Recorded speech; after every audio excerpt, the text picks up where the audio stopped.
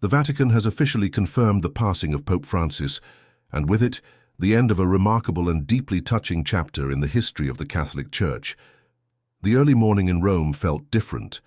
The light was soft and grey, and the streets surrounding the Vatican were silent. Even the stones of St. Peter's Basilica seemed to mourn.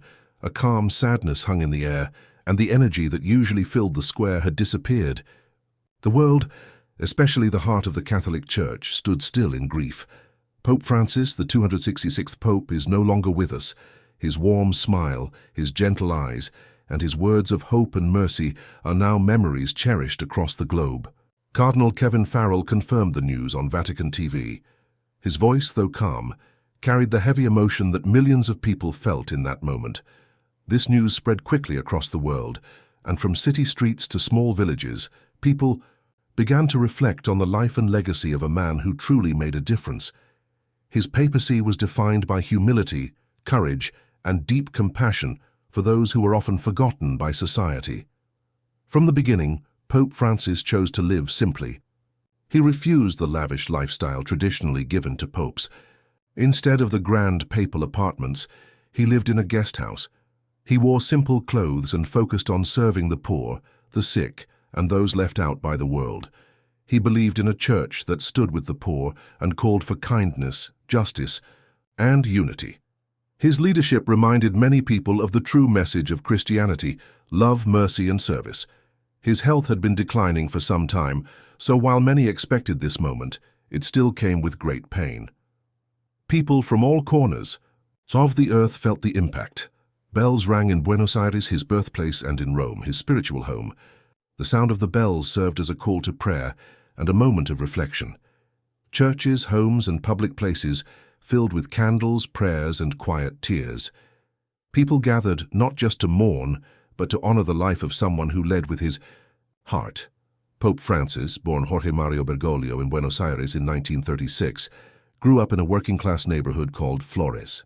His early life taught him the value of humility and the importance of caring for others.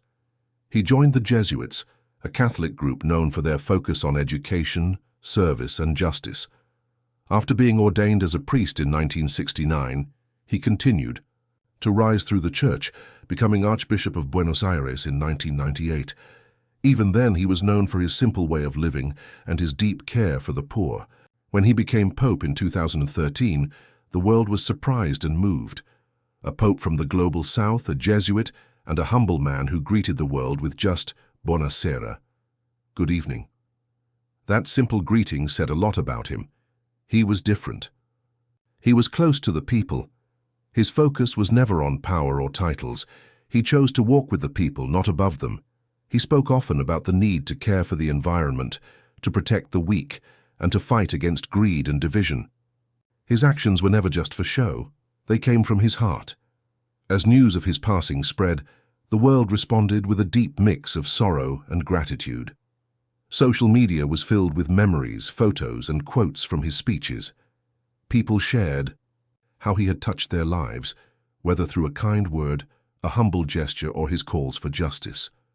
Leaders from around the world, both political and religious, offered their condolences.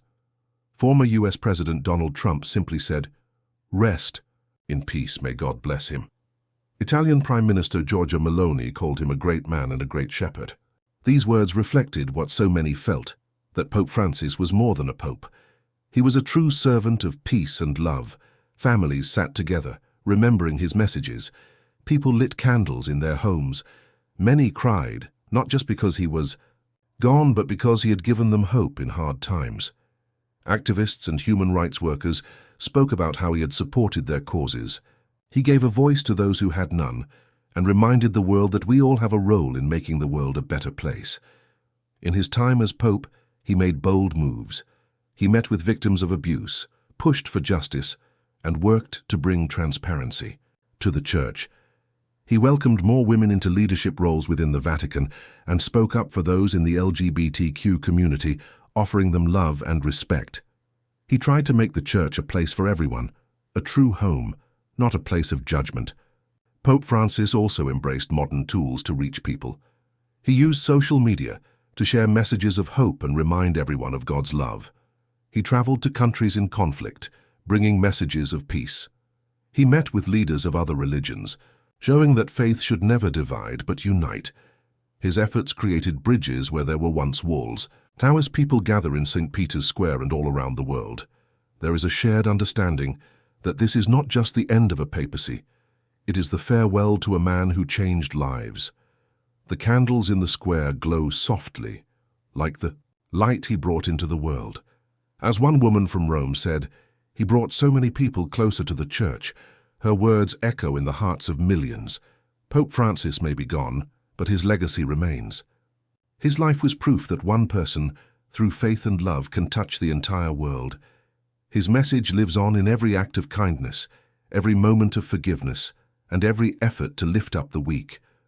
The world will remember him not only as a pope, but as a man of deep compassion and unshakable faith.